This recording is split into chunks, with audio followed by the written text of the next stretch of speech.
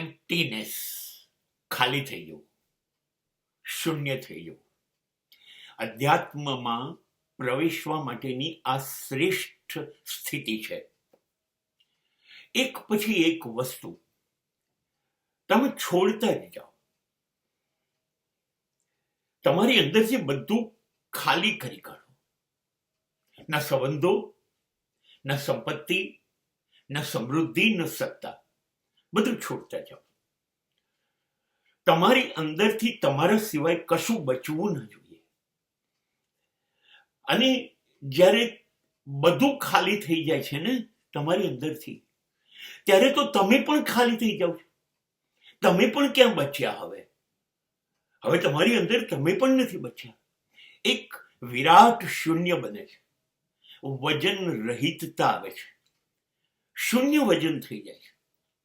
અને એક વિજ્ઞાનનો પણ નિયમ છે, જેમ વજન શૂન્યતા આવે એમ ઉડાન આવે, એમ ઊંચી પકડી શકાય. જુઓ ને, પક્ષીઓ વજન શૂન્ય છે માટે કેટલા બધા ઊંચે ઉડે છે.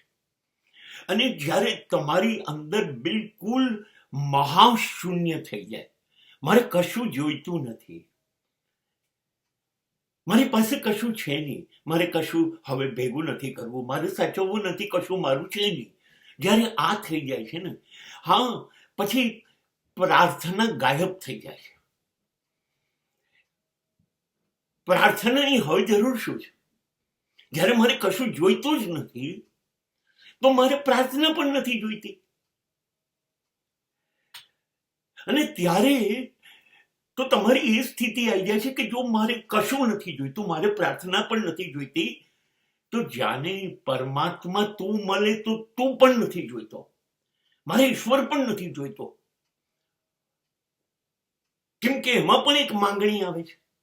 અને જો હું કઈ માંગણી કરું છું કે મને સ્વર્ગ આપ, મને મોક્ષ આપ, તો પણ પ્રાર્થના રદ થઈ જાય છે. તો પણ મારા અધ્યાત્મનો, મારા ધર્મનો અર્થ સમાપ્ત થઈ જાય છે. માટે કશું નથી જોઈતું, માત્ર શૂન્ય થઈ જવું છે. અને શૂન્યમાં સમય જવું છે. એ છે અધ્યાત્મ.